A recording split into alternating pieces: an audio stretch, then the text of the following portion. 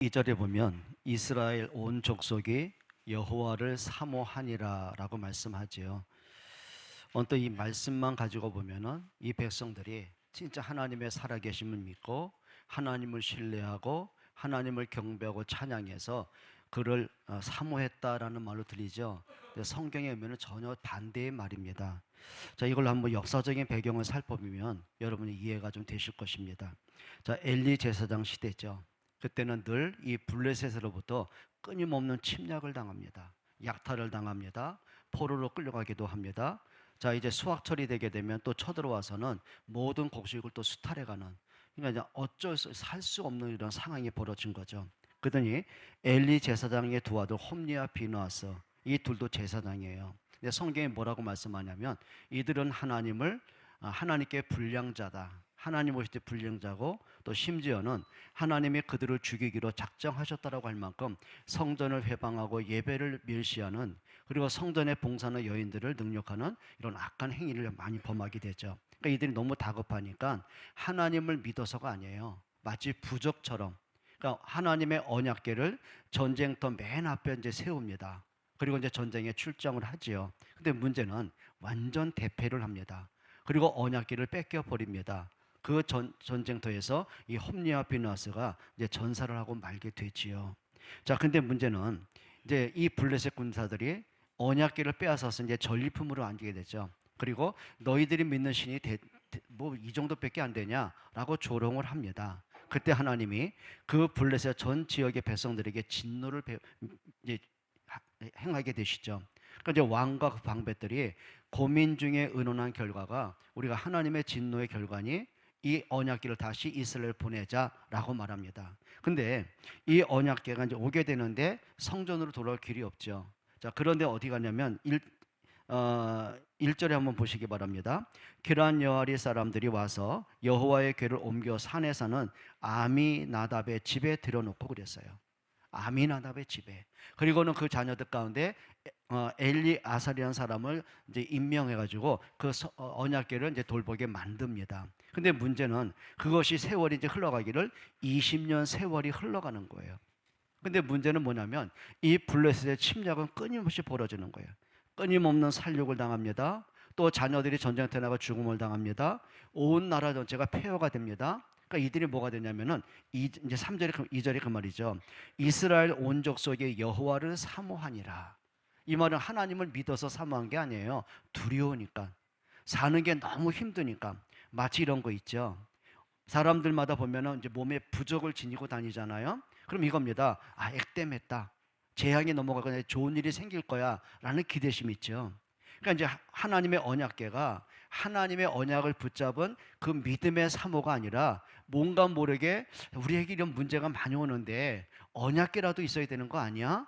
이제 그런 이제 의식들이 들어가기 시작합니다. 그래서 성경에는 여호와를 사모하니라. 진짜 믿어서가 아니에요. 자, 그러면 오늘 좀 사무엘이 그들에게 어떤 메시지를 강력하게 외치는지 좀 우리가 좀 귀 기울여 들을 필요가 있습니다. 첫째입니다. 오늘 말씀 속에서 하나님이 원하는 게 뭔지 아세요? 한번 따라할까요? 하나님과의 관계 회복이다. 여러분, 우리가 교회를 잘 다니고 뭐 예배를 잘하고 중요한 거죠. 근데 진짜 중요한 게 있습니다. 하나님과의 바른 관계 회복입니다. 여러분, 모든 문제의 시작이 어디서 온지 아세요? 관계가 어긋날 때 오는 거예요. 여러분, 아담과 하와가 처음부터 그런 건 아니겠죠. 세월이 흘러가면서 그 마음에 하나님과의 관계가 깨지기 시작을 하는 거예요. 뭐 때문에 그렇습니까? 자기의 생각에 잡히면, 자기의 욕심에 잡히면, 사단의 거짓말에 끌려가면 어떤 문제가 와요? 하나님과의 관계가 깨져버리는 겁니다. 여러분, 네피림 시대가 뭔지 아세요? 하나님을 안 믿는 사람들이 아니에요. 하나같이 하나님을 믿는 백성들이에요. 근데 문제는 뭐냐면 그 삶의 우선순위가 하나님을 바라보지 않아요. 세상 것 바라봅니다. 야, 저렇게 보니까 세상 보니까 그래, 성공하면, 돈이 많으면, 권력 가지면 뭐 마음대로 할 수 있잖아. 그게 이제 세상 성공주의가 이제 팽배하기 시작하는 거죠. 그러다 보니까는 그들이 종교적으로는 하나님을 믿는데 이미 그 마음 속에는 뭐가 되죠? 하나님을 떠나버린 겁니다. 내가 하나님이 되고 세상을 따라가게 되고 세상 향락과 쾌락의 마음을 뺏겨가고 온갖 우상 문화에 젖어들기 시작을 하는 거예요. 그게 뭔지 아십니까? 하나님을 하나님으로 믿지 않는 문제가 오기 시작하는 것이죠. 자, 그러면 오늘 사무엘이 그들에게 외치는 첫 번째 메시지입니다. 3절 한번 읽어보시죠. 같이 읽습니다. 사무엘이 이스라엘 온 족속에게 말하여 이르되 만일 너희가 전심으로 여호와께 돌아오려거든 이방 신들과 아스다롯을 너희 중에서 제거하고 너희 마음을 여호와께로 향하여 그만을 섬기라. 그리하면 너희를 블레셋 사람의 손에서 건져내시리라. 자, 3절에 뭐라고 했죠? 너희가 전심으로 여호와께 돌아오려거든, 그 말입니다. 그럼 뭘 버려야 될까요? 이방신들과 아스다로스과 바알을 버려라, 그 말입니다. 아니, 이들이 불신자가 아니에요. 하나님을 믿는데 하나님으로 만족이 안 되는 거예요. 자, 그러면 사람이 인생을 살아가면서 뭐가 가장 크게 보일까요? 진짜 크게 보이는 건 먹고 사는 거겠죠. 풍요로운 거겠죠. 넉넉한 삶, 즐길 수 있는 삶이겠죠. 그럼 여기 아스다로스 어떤 거냐면은, 자, 가나안 최고의 여신을 얘기합니다. 바알은 뭐냐면은 최고의 남자신을 얘기하는 거예요. 그럼 남신과 여신이 뭐가 된 거죠? 그러니까 이들은, 자, 바알 신전에서 아세라 신전에서 분향을 하고 제사하고 경배를 나서는 하는 게 있습니다.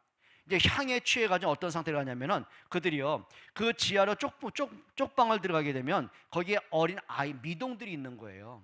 자, 이미 많은 이제 향불에 뭡니까? 지금 말하면 이제 취하는 거죠. 마약에 취하듯이. 그리고 온갖 또 술에 취합니다. 그러면 자기 정신이 아닌 거죠. 그 쪽방에 들어가서 뭐 하는 거죠? 행음을 하게 되는 거예요. 자, 행음을 한 그 행동은 뭐냐면은 풍요를 얘기한다는 거예요. 여러분, 사람이요, 음란한 세계를 살아갔을 때 어떤 게 나오죠? 그때는 무슨 뭐 산화 제한이 있습니까? 뭐 임신 중절이 있겠습니까? 계속 아기들 태어나는 거잖아요. 그걸 이들은 이렇게 말하는 거죠. 풍요의 신이다. 그래서 그럼 우리가 잘 먹고 잘 누리고 잘 즐기는 하나다.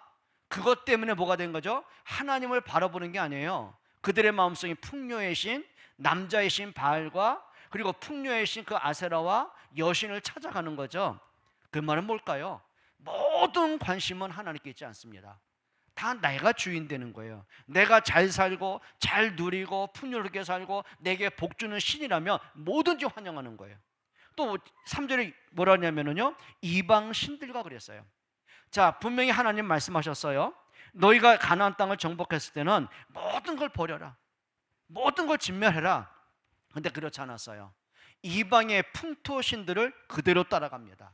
그러니까 이들은 그겁니다. 내가 잘 될 수 있다면, 내가 성공할 수 있다면, 내가 즐거울 수 있다면, 우리 자식이 잘 살 수 있다면 뭔 못하겠느냐. 그리고 모든 풍요로운 신을 찾아가기 시작하는 거예요. 그게 뭔지 아십니까? 하나님을 하나님으로 믿지 않는 거죠. 그러니까 지금 사무엘이 그 말하는 거예요. 너희가 정말 전심으로 하나님께 돌아가기 원하느냐? 틀린 거 버려라. 여러분, 우리가 신앙생활 속에서요, 내가 버릴 것을 찾아내기를 축복합니다. 내가 하나님을 바라보지 못하는 나만의 뭔가가 있는 거예요. 뭔가 나만의 아쉬움이 있는 거예요. 나만의 뭔가의 세상에 대한 기준이 있는 거예요. 여러분, 진짜 말씀 따라갈 수 있는 여러분 되기를 축복합니다. 그리고는 이렇게 말하죠. 3절에 너희 마음을 여호와께로 향하고 그만 섬겨라. 여호와께로 향하고. 우리는 자꾸 하나님께 등지고 살아가잖아요. 아담은 선악과를 바라보면 바라볼수록 하나님과 등질 수밖에 없잖아요. 창세기 6장의 네피림 시대 사람들은 세상 것을 바라보고 세상에 흥미를 느끼고 세상 것의 욕망과 세상을 따라가다 보니까 하나님을 계속 등 돌릴 수밖에 없잖아요. 이게 문제가 되는 거예요. 여러분, 믿는 사람의 문제가 뭔지 아십니까? 여러분, 아브라함은요, 하나님의 말씀을 믿고 자기 고향을 떠나옵니다. 근데 문제는 뭔지 아십니까? 어떻게 하면 먹고 살까? 그게 창세기 12장의 문제란 말이에요. 자, 가나안 땅을 들어옵니다. 근데 문제는 뭐냐면 흉년이 든 거예요. 그럼 염려되겠죠. 막막하겠죠. 그럼 사람이라면 당연히 먹고 사는 거 고민하고 해결하기 위해서 노력해야 될 거 아닙니까? 근데 뭘 놓치냐면은 내가 먹고 살려고 노력하다 보니 나도 모르게 하나님에게서 등을 돌릴 수밖에 없는 거예요. 그리고 애굽으로 올라가는 겁니다. 이게 문제가 되는 거죠. 여러분, 우리 속에요, 이게 참 많습니다. 자, 아브라함이 75세에 하나님의 말씀을 믿고는 갈대우를 떠나오긴 했습니다. 말씀에 방향 맞춰서 인도받아 오긴 합니다. 근데 문제는 뭐냐면 아브라함에게 인생 숙제가 있는 거예요. 그 족장 시대에 지금 내 자녀가 없어요. 그럼 내 후계자가 없다는 말은 내 대에 모든 것이 끝난다는 얘기예요. 그 당시에는 족장 시대는 가족의 수가 많아야만 우리의 생명을 보존할 수가 있고 우리 재산을 지킬 수가 있는 거예요. 근데 자녀가 없다는 말은 다른 부족으로부터 위협을 느낄 수가 있지 않습니까? 그러니까 인생 숙제입니다. 왜 나는 75세가 되도록 80세가 되도록 90세가 되도록 왜 나는 자식이 없을까? 근데 하나님이 약속하셨거든요. 내가 너의 자손을 번창하게 할 것이다. 네가 바다의 모래알처럼 하늘의 별처럼 네 자손을 창대케 할 것이다. 거기에 감동받은 거예요. 뭘 놓친 건지 아십니까?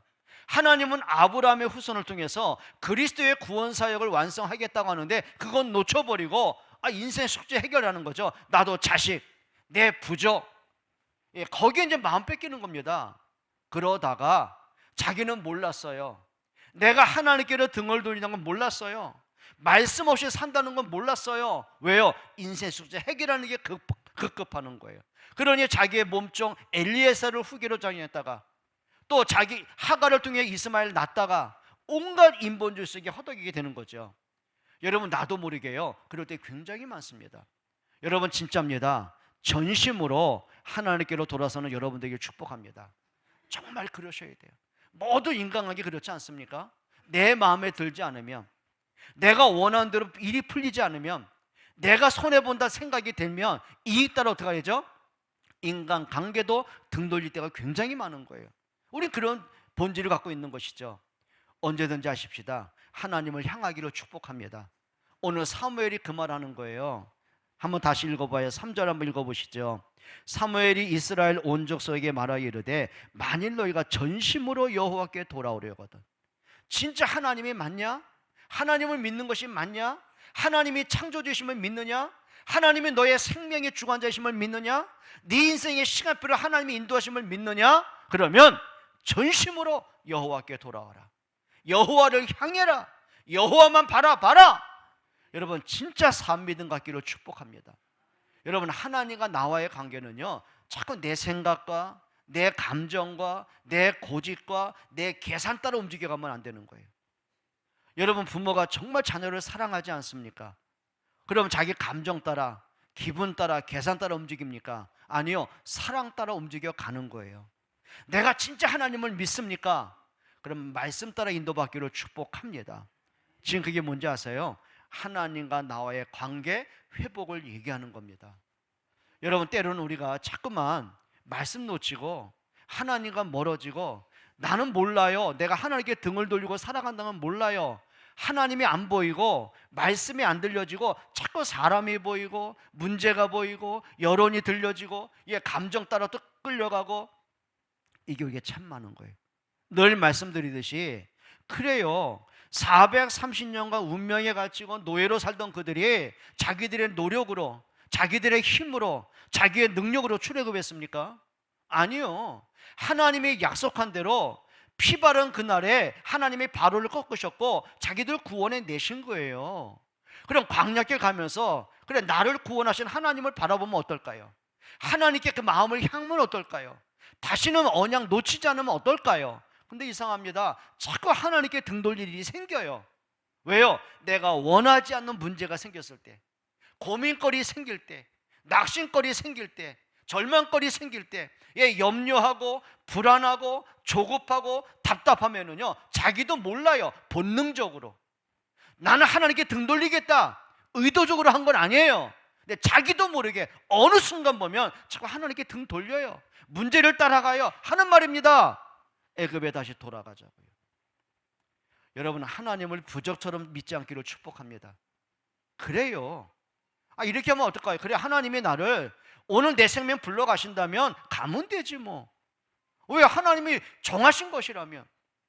저는 모세를 보면서요, 신명기 38장을 보면서 야, 진짜 이게 아름다운 믿음이라는 생각이 참 많이 들더라고요. 여러분, 모세에게는요 120년 세월을 살면서 꿈에도 소원이 뭐였어요? 가나안 땅 들어가는 겁니다. 출애굽 이후로 한 번도 놓치지 않는 거, 가나안 땅. 그걸 바라보고 소망을 갖고 그렇게 불신앙하고 그렇게 원망하고 불평하고 모세를 죽이려고 대들고 늘 애굽으로 돌아가자고 하는 어리석은 백성들을 끌고 오면서도 한 번도 놓치지 않은 게 뭔지 아십니까? 가나안 땅 입성하는 겁니다. 자, 그런데 광야 40여길 통과합니다. 요단강 건너고 여리고 무너뜨리고 아나사지 전복하고 이제 성경을 보니까는 가나안 땅이 목전에 들어옵니다. 발만 옮기면 들어가 정복할 수 있는 땅입니다. 얼마나 흥분하겠습니까? 근데 하나님이 냉정하게 말씀하십니다. 하나님의 모세를요, 높은 산에 데리고 끌고 올라가세요. 그리고 바라봐라, 온 사방을 바라봐라. 네가 보이는 저 땅은 어느 땅이고 저 땅은 가나안 땅이고 이 땅은 누구에게 줄 것이고 또 설명을 자세히 하세요. 그냥 나중에 냉정하게 말씀하시는 거예요. 모세야, 네가 저 가나안 땅은 보기는 보아도 넌 들어가지 못할 거야. 내가 오늘 너의 생명을 불러갈 거야 라고 말하는 거예요. 그럼 보통 사람 같으면 그 말씀 때 아멘 하겠습니까? 그런데 모세가 이렇게 말합니다. 이스라엘이여, 너희는 행복한 사람이다. 너희처럼 하나님의 구원을 본 자가 누구겠느냐. 그걸 본 거예요.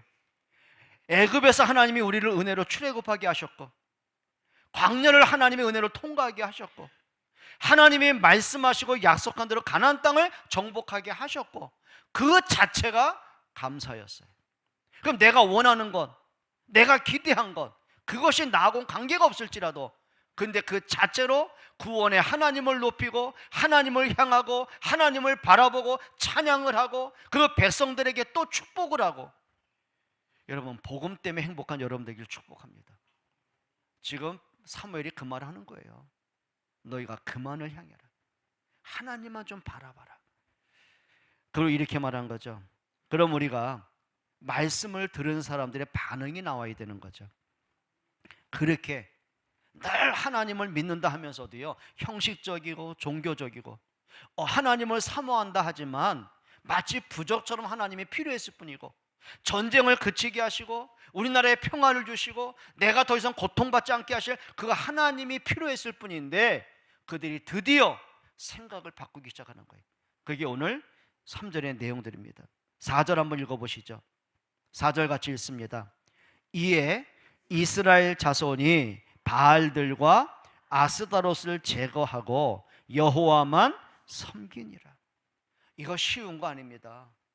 평생을 살아오면서 의지하고 살아왔는데, 내가 아스다롯이 저 바알이 나를 축복할 거라고 기대하고 살아왔는데 그걸 바꾼다는 게 쉽겠습니까? 그럼 불안할 거 아닙니까? 혹시라도 여러분, 저 JMS, 저 신천지, 통일교, 안상원 증인들 완전 사이비 이단들 아닙니까? 근데 그들도 안답니다. 뉴스를 보면서 자기 주변에 많은 사람이 피해를 당한 거 보면서 그들의 이단 교주가 틀린 행태를 보면서 저건 아닌데라는 건 안 돼요. 그런데 기자가 물어봤습니다. 느끼면서 알면서 왜 거기서 나오지를 못합니까?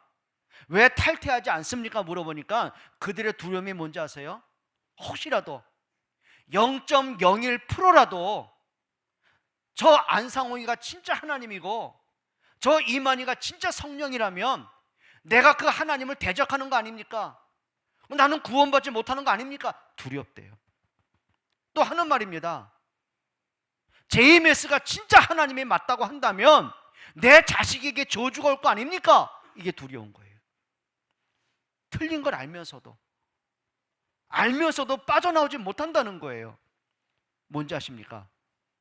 오늘 그렇게 평생을 하나님도 믿는다 하지만 내게 복줄 저 아스다롯, 내 풍요를 채워줄 저 바알, 그걸 버린다는 건 쉬운 거 아니에요. 혹시라도 내가 바알을 버리면 저 바알이 나를 저주해서 고통 주면 어떡할까?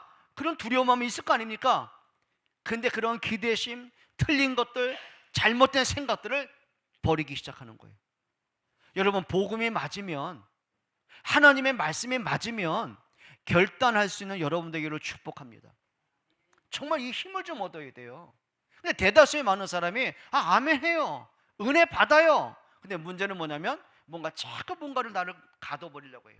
생각에 갇히고 감정에 갇히고 살아온 과거에 또 묶이고 상처받은 그 모습에 또 들어가고 또 복음 놓치고 말씀 놓치고 이게 우리에게 끊임없이 벌어지는 거예요.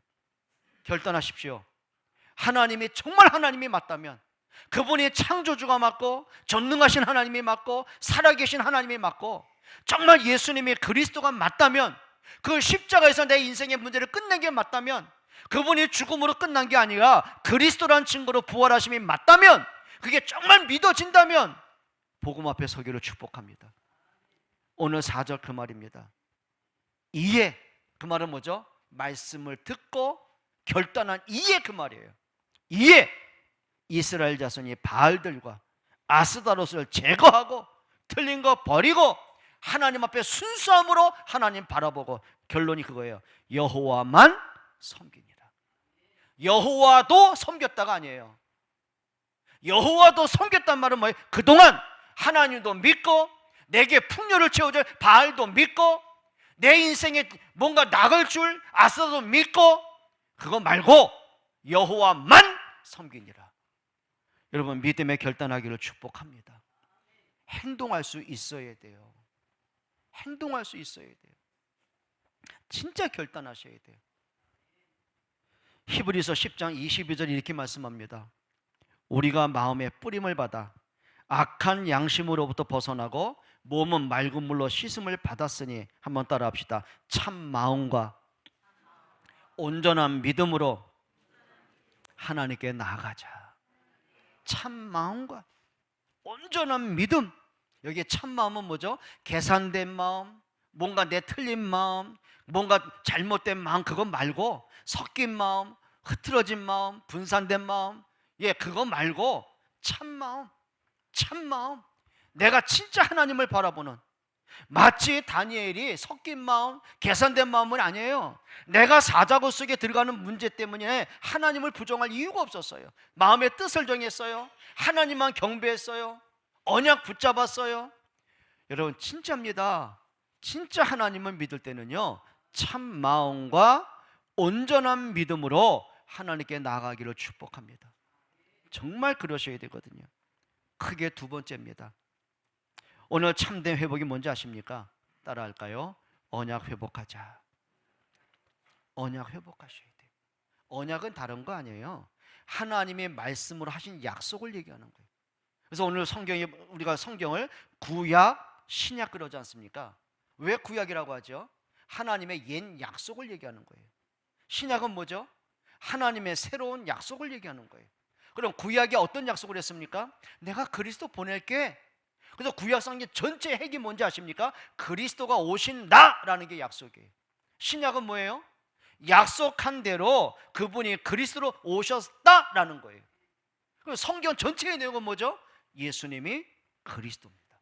그러니까 하나님은 단 한 번도 다른 것을 약속한 적이 없어요.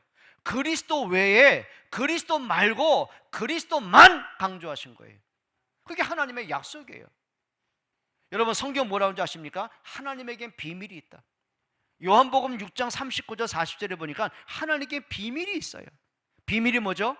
분명히 있는데 몰라요, 사람들은. 근데 하나님께 비밀이 있어요. 하나님께 비밀이 누구라고요? 곧 우리 주 예수 그리스도시니라. 여러분, 하나님의 약속은 뭔지 아십니까? 언약은 그리스도로만 하나님 만나는 길을 여십니다. 예수 그리스도의 십자가의 능력으로만 우리를 죄에서 해방하십니다. 그리스도의 부활의 능력으로만 우리에게 생명을 주십니다. 그럼 우리가 뭘 붙잡을까요? 뭘 붙잡을까요? 근데 사람들이요, 그리스도의 언약을 붙잡는 게 아니라 자꾸 다른 걸 붙잡아요. 자꾸 다른 걸 붙잡아요. 내가 생각하고, 내가 원하고, 내가 필요하고, 내가 기대하고, 내가 급하고, 뭔가 자꾸 붙잡아요. 여러분, 진짜 사람들의 받고 싶은 때가 많잖아요. 그럼 말씀을 통해서 힘을 얻어야 되는데 자꾸 사람한테 위로받으려고 그래요. 그러니 어떤 문제가 뭔지 아십니까? 또 사람 때문에 흔들려요. 여러분, 사람은 영원한 존재가 아닙니다. 사람은요, 은혜 아니면 안 됩니다. 사람이란 존재는요, 좀 죄송합니다, 정말 내가 100% 믿을 수 있는 존재는 단 한 명도 없더라고요. 여러분도 저를 믿으시면 안 되는 거예요. 함께 갈 수 있을 뿐이에요.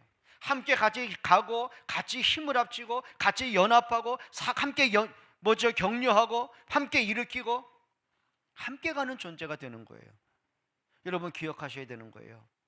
여러분 진짜입니다. 언약 속에서 모든 답을 내기를 축복합니다. 자, 그러면 언약 회복은 다른 거 아니죠? 우리 9절 한번 읽어보겠습니다. 사무엘상 7장 9절 한번 다 같이 한번 읽어보시죠. 이스라엘 자손이 미스바에 모였다. 7장 9절 미안합니다. 9절 같이 읽습니다. 사무엘이 젖먹는 어린 양 하나를 가져다가 온전한 번제를 여호와께 드리고. 사무엘이 뭘 가져다가요? 어린 양 하나를. 왜 하필이면 어린 양일까요? 그거는 희생 제사를 얘기하는 거예요. 피 제사를 얘기하는 거예요. 여러분, 세례 요한이 예수님이 세례받으러 오시는 걸 보시면서 이렇게 외쳤습니다. 보라, 세상 죄를 지고 가는 하나님의 어린 양이로다. 예수님이 양입니까? 아니요. 구약에는요, 죄인된 나를 대신해서 하나님 뭘 제물로 바치게 해요? 어린 양을 제물로 바치게 하는 거예요. 봐라, 양이 이렇게 피 흘려 죽는 것처럼 예수 그리스도께서 너를 위해 이렇게 피 흘려 죽으실 거야 라고 얘기하는 거예요. 그러면 사무엘이 백성들을 미스바로 모이게 하고는 어린 양을 하나님께 제물로 바쳤다는 말은 뭐죠? 그리스도의 십자가의 언약을 회복했다는 거예요.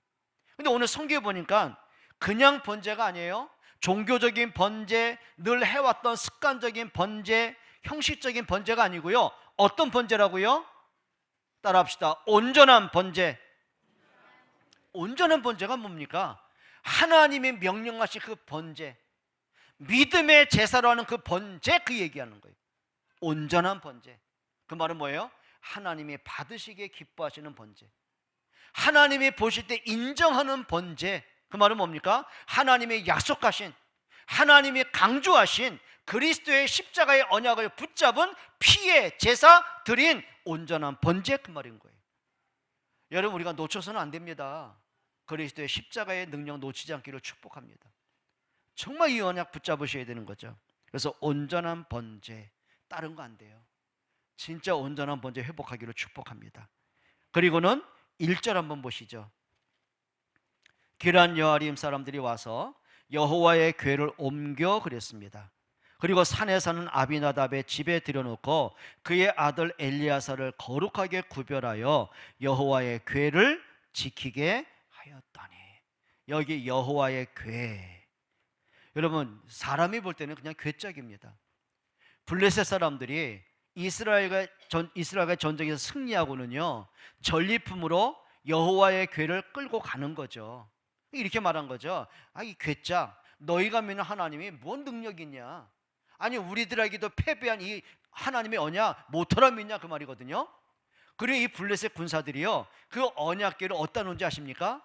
자기들이 믿는 신, 다곤 우상 신전에 갖다 바친 거예요. 그 말은 뭔지 아세요? 우리의 신이 너희의 신을 이겼다, 그 말입니다.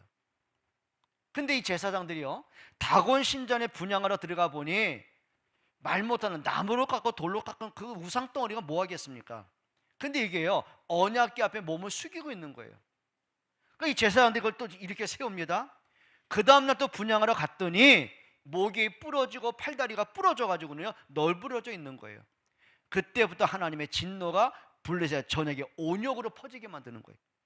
그때서야 블레셋 왕과 제사장 방백들이요, 고민 끝에 의논한 결과가 뭔지 아십니까? 우리가 여호와를 능멸했구나. 그러면 어떻게 하면 좋겠느냐? 그럼 우리가 빼앗은 이 언약궤를 다시 이스라엘 보내자라고 말합니다. 그리고 그냥 보낸 게 아니에요. 테스트를 합니다. 한번 시험해 보자. 우리에게 온 진노와 재앙과 저주가 저 여호와가 내린 것인지 우연한 시대의 문제인지 한번 테스트해 보자. 그리고 이렇게 말하죠. 성경에 뭐라고 하는지 아십니까? 한 번도 수레를 끌어보지 못한 젖먹이 암소 있죠. 송아지를 낳은 그 암소, 거기에다가 새로운 수레를 넣고는요, 금으로 독종 쥐를 만듭니다. 그리고 언약궤 속에 담아놓죠. 그리고 베세메에서 가게 만듭니다. 여러분, 소가요 어떻게 하겠습니까? 아니, 갈 목적지를 지가 어떻게 정하고 하겠습니까? 이거예요. 끌고 가는 인도자 없이 한번 소가 알아서 가게 해보자. 그리고 갈 때 좌우로 치우치지 아니하면 이 하나님이 우리에게 낸 진노가 맞다라고 인정을 하는 거죠. 여러분, 세 가지 문제가 있습니다. 첫째는요, 이 암소는 수레를 끌어본 경험이 없습니다. 그리고 베세메스로 올라가는 그 길에는 좌우에 그 땅이 비옥한 땅이다 보니까 많은 풀들이 있습니다. 자, 굶겨진 이 암소가 끌고 가다가 아무도 끌고 가는 사람은 어떻게 할까요? 풀 뜯어 먹겠죠. 그럼 왔다 갔다 하겠죠. 세 번째 문제가 있습니다. 여러분, 젖먹이 암소가 송아지와 헤어질 때 눈물 보셨어요? 보셨어요?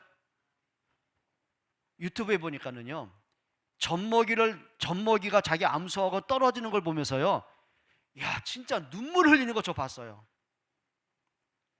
여러분 보셨어요? 여러분, 뭐 엄마의 정이나 짐승의 정이나 차이는 없는 것 같아요.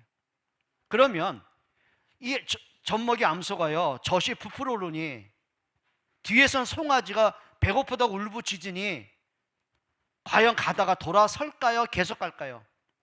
근데 성경에 뭐라고 하는지 아세요? 열왕기 5장에 보니까 베세메스로 가는 그 암소가요, 좌우로 치우치지 아니하고 직진하였더라.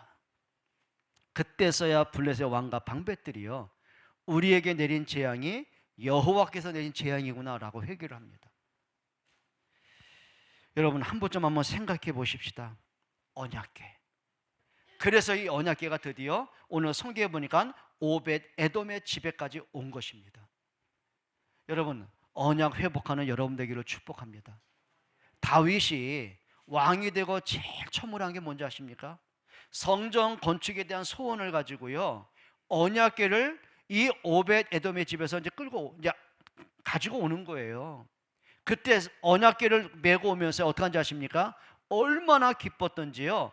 언약궤 앞에서 막 춤을 추면서 하나님을 찬양하면서 심지어는 자기의 바지가 흘러내리는 걸 모를 정도로 하나님을 기뻐 뛰며 찬양을 하더라고요.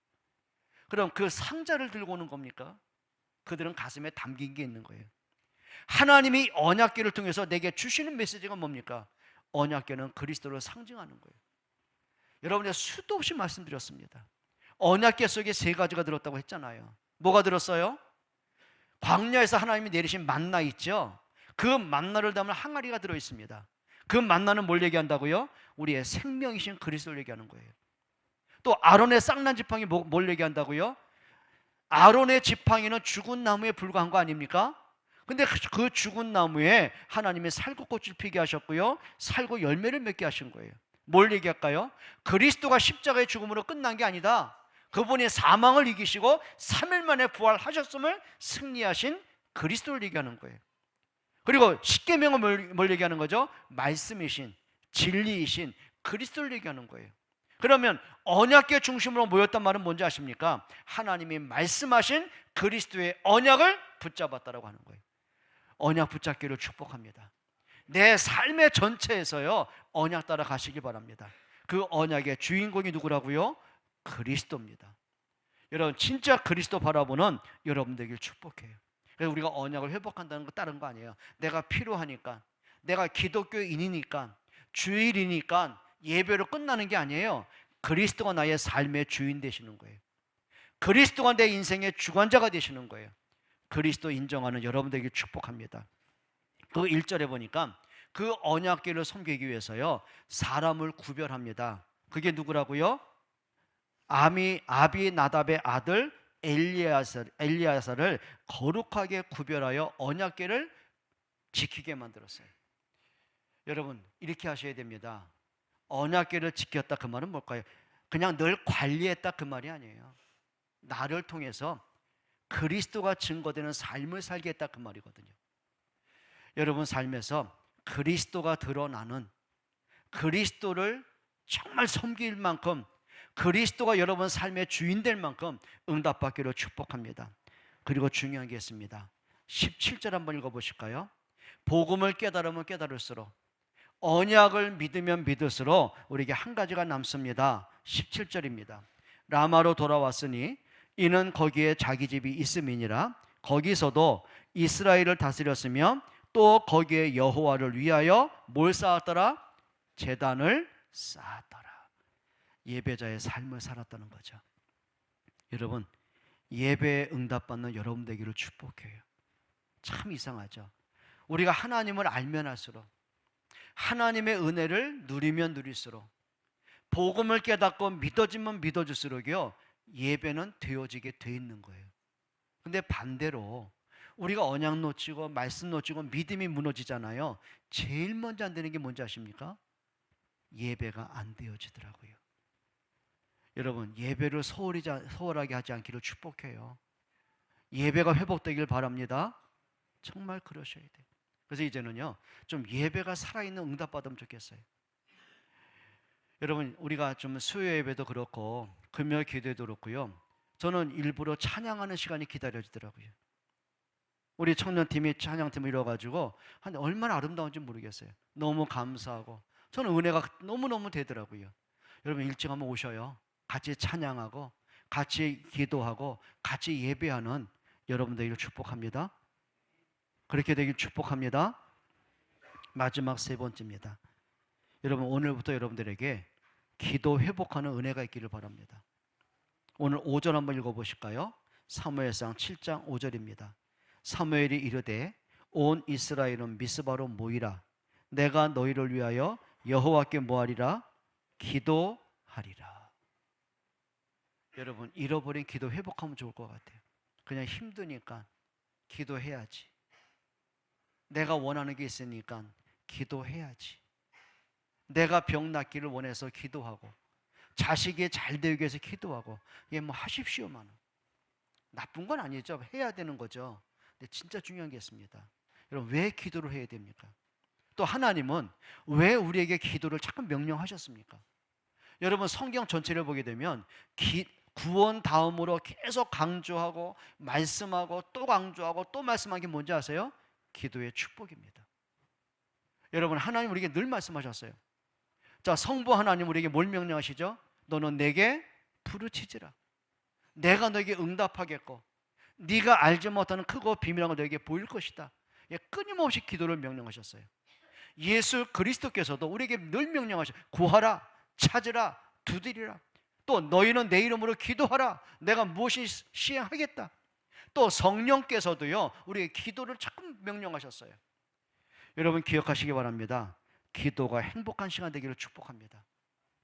오늘 또 6절 한번 읽어보시죠. 7장 6절입니다. 같이 한번 보죠. 그들이 미스바에 모여 물을 길어 여호와 앞에 붓고 그날 종일 금식하고 거기에서 이르되 우리가 여호와께 범죄하였나이다 아니라 사무엘이 이스라엘 미스바에서 이스라엘 자손을 다스리니라. 또 성경은 말씀하죠. 당신은 우리 위해서 기도하소서라고 말합니다. 여러분, 정말 기도하는 그 시간이 부담되고 해야지 하면서 지나가고 그런 시간이 아니라 정말 언약 잡은 하나님의 살아계심을 누릴 수 있는 행복한 기도가 회복되기를 축복합니다. 여러분만의 기도하는 시간이 있어야 돼요. 여러분, 다윗이 그렇게 사울에게 쫓김을 당하면서 시간적인 여유가 어디 있겠습니까? 편안하게 앉아서 기도할 여유가 어디 있겠습니까? 언제 사울의 군대가 쳐들어올지 늘 위기의식을 느꼈는데요. 근데 그때마다 다윗이 뭔지 아십니까? 새벽을 깨우면서도 늘 하나님께 묵상하면서도 기도의 끈은 놓지 않더라고요. 여러분, 하나님 앞에 깊은 기도의 행복한 시간 가기를 축복합니다. 또 6절에 아까 뭐랬죠? 여호와께 금식하며 기도하고 그날 종일, 여기서 말하는 금식은 밥을 굶은 금식을 얘기하지 않아요. 하나님 앞에 애통하는 마음으로, 집중하는 마음으로, 하나님만 바라보는 그 마음으로 믿음에 결단하는 시간을 가진 거예요. 자기들이 알았잖아요. 내가 평생을 살아오면서 하나님을 마치 부적과 같은 존재로, 이방 신들과 동일한 존재로, 그냥 필요한 존재로 알고 믿어왔지 창조주 하나님에게서 등 돌렸던 걸 몰랐거든요. 자기 상태를 발견하고 보니까 어떻게 한 거죠? 하나님께 애통하는 마음으로. 하나님 분명히 말씀하셨어요. 너희 옷을 찢지 말고 뭘 찢으라고요? 마음을 찢으라고요. 그 말은 뭘까요? 하나님 앞에 돌아서는 겁니다. 여러분, 때로는 우리가 이런 기도가 필요할 때가 있어요. 정말 하나님 앞에 집중하는, 인생 전체를 두고 하나님의 은혜를 간절히 사모하는 이런 기도의 시간도 갖는 거죠. 그리고 나의 영적 상태를 바꿀 만큼 힘을 얻는 기도가 필요해요. 오늘 7절 8절 한번 읽어볼까요? 이렇게 말합니다. 7절에 이스라엘 자손이 미스바에 모였다 함을 블레셋 사람들이 듣고 그들의 방백들이 이스라엘을 치러 올라온지라 이스라엘 자손들이 듣고 블레셋 사람들을 뭐하여? 두려워요. 이럴 수가 있을까요? 그렇게 말씀 듣고 돌이킵니다. 우상도 버릴 만큼, 그리고 결단도 합니다. 그리고 언약 붙잡기도 합니다. 근데 또 문제가 오는 거예요. 여러분, 모든 백성들이 미스바에 함께 모였다는 얘기를 이제 블레셋 왕이 듣습니다. 그 말은 뭐죠? 저들이 힘을 합쳐가지고 우리를 대적하겠다는구나 오해할 수 있겠죠. 이제 군사를 밀고 쳐들어오는 겁니다. 군사가 쳐들어오는 걸 보고서 백성들이요 또 하나님 놓쳐요. 그렇게 믿음을 회복하고 말씀 앞에 돌아서고 하나님께 다시 믿음으로 전심을 돌아서 놓고는 또 문제가 오니까 또 어떻게 돼요? 또 등 돌려요. 이게 참 우리의 연약한 모습 같기도 해요. 그게 우리의 영적 상태이기도 하고요. 다행인 것은 8절에 이렇게 간구하죠. 8절 보시죠. 이스라엘 자손이 사무엘에게 이르되 당신은 우리를 위하여 우리 하나님 여호와께 쉬지 말고 부르짖어. 다른 거 부탁 안 해요. 다른 거 얘기하지 않고 정말 함께 기도하기를 원하는 이런 마음들이 회복됐다는 것, 저는 그게 축복이라고 봅니다. 여러분, 우리가 문제가 와서 저는 문제라고 보지 않아요. 기도할 힘이 없는 게 문제예요. 여러분, 진짜 기도할 수 있는 여러분 되기를 축복해요. 정말 내 영적 상태를 바꿀 수 있을 만큼 말씀 붙잡은 진짜 하나님 앞에 깊은 기도가 되기를 바랍니다. 그리고 9절에는요 그들이 언약을 붙잡은 진짜 기도가 시작돼요. 예전 같으면 문제가 왔으니까 힘이 드니까 다급하니까 기도하는 상태였다면 이제는 그들이요 언약 붙잡은 참된 기도가 시작됩니다. 그게 9절이에요. 다시 한번 읽어볼까요? 사무엘이 젖먹는 어린 양 하나를 가져다가 온전한 번제를 여호와께 드리고 이스라엘을 위하여 여호와께 부르짖으매. 언약 붙잡은 참된 기도가 시작되기 시작하는 거예요. 여러분, 이런 기도에 행복함 누리기를 축복합니다. 그러면 그 다음에 하나님이 어떤 기적을 행하셨을까요? 성경 한번 하나하나 읽어보고 마칩니다. 자, 3절에 뭐라고 했죠? 너희를 블레셋 사람의 손에서 건져내시리라. 여러분, 이 말씀 믿으십니까? 믿으십니까? 하나님이 여러분을 사망에서 구원하심을 믿으십니까? 운명에서 해방하심을 믿으십니까? 여러분 삶에서 우리가 지친 인생이 아니라 그 삶을 축복으로 바꿔주는 힘을 주신 거 믿으십니까? 이 믿음으로 시작하시기 바랍니다. 그리고 또 말씀하시죠. 9절에 사무엘이 젖먹는 어린 양 하나를 가져다가 온전한 번제를 여호와께 드리고 이스라엘을 위하여 여호와께 부르짖으매. 같이 읽어볼까요? 여호와께서 뭐 하셨더라? 응답하셨더라. 여러분, 응답은요 하나님이 하십니다. 여러분의 기도를 하나님이 듣게 되는 축복 누리기 바랍니다. 정말 여러분이 바른 믿음, 바른 언약 붙잡고 기도할 때에 하나님이 들으시는 축복이 되기를 바랍니다. 여호와께서 뭐 하셨더라? 응답하셨더라. 그러면 된 거 아닙니까? 그러면 끝난 거 아닙니까? 문제가 바뀌어서 응답이 와서 응답이 아니에요. 하나님이 여러분의 기도를 들을 수 있다면 그게 응답이 되는 것이죠. 그게 응답입니다. 또 성경은 말하지요. 10절 한번 보실까요? 사무엘이 번제를 드릴 때 블레셋 사람이 이스라엘과 싸우려 가까이 오매. 언제요? 그날에. 저는 이 단어가 너무 좋아요. 그날. 어떤 날인지 아십니까? 우리가 하나님께로 돌아선 그날에, 잃어버린 언약을 회복한 그날에, 내 마음이 하나님을 바라본 그날에, 내가 틀린 것을 버린 그날에. 여러분, 오늘이 그날 됐으면 참 좋겠어요. 내 영적 상태를 바꿀 만큼 진짜 온전한 믿음으로, 온전한 말씀으로, 온전한 하나님과의 관계가 회복되는 그날 되기를 축복합니다. 그러면서 뭐라고 하시죠? 여호와께서 블레셋 사람에게 큰 의뢰를 바라요. 여러분, 하나님이 여러분 삶에 간섭하게 되기를 축복합니다. 여러분의 삶에서 하나님의 역사하기를 축복합니다. 그리고 13절에 이렇게 말씀합니다.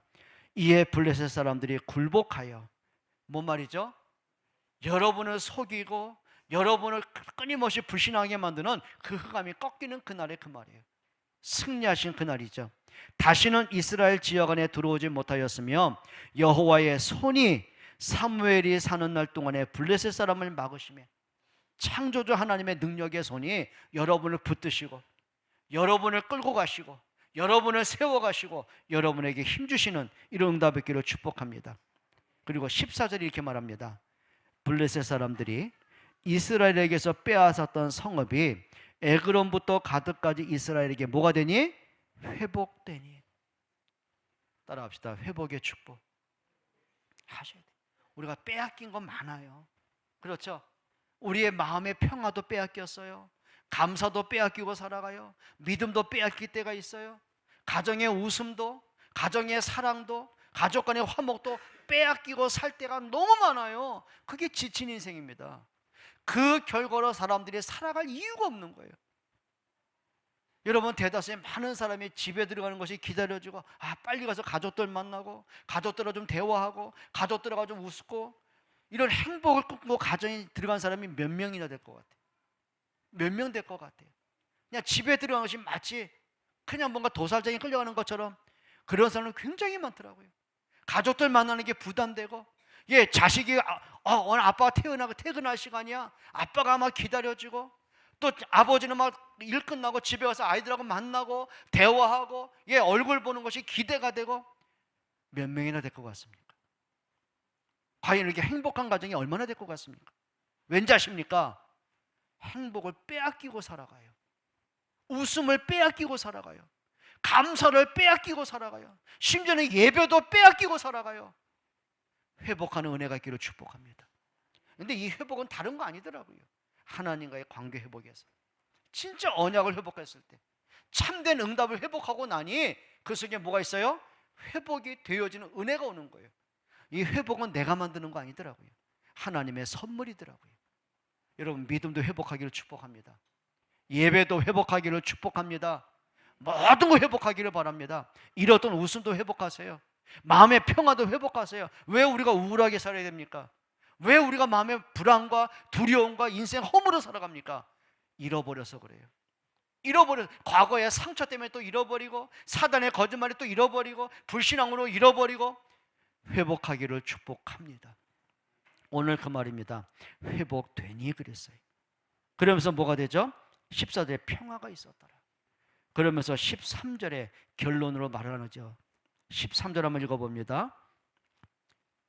이에 블레셋 사람들이 굴복하여 다시는 이스라엘 지역 안에 들어오지 못하였으며 여호와의 손이 사무엘이 사는 날 동안에 블레셋 사람을 막으시매. 그 응답을 누렸으면 좋겠어요. 따라합시다. 에벤에셀의 응답. 무슨 응답이요? 에벤에셀의 응답. 말씀을 좀 맺겠습니다. 여러분, 우리가 하나님을 믿는데 그냥 종교적인 하나님, 그냥 내가 필요할 때만 찾으시는 그런 하나님, 그 정도로 그치지 말고요. 내 생명의 주관자이신 창조주 하나님이신 그분과의 관계 회복하기를 축복하고요. 하나님은 단 한 번도 그리스도 외에 우리에게 강조하신 적이 없다면 진짜 그리스도의 언약을 회복하고요, 기도 회복하는 모든 것을 회복하는 여러분 되기를 주의 이름으로 축복합니다. 하나님 고맙습니다. 진짜 하나님 앞에 서기를 원합니다. 전심으로 하나님께 나아가기를 원합니다. 하나님을 경배하기를 원합니다. 하나님의 말씀을 듣기를 원합니다. 말씀 앞에 설 수 있는 은혜 주옵소서. 예수 그리스도의 이름으로 기도합니다.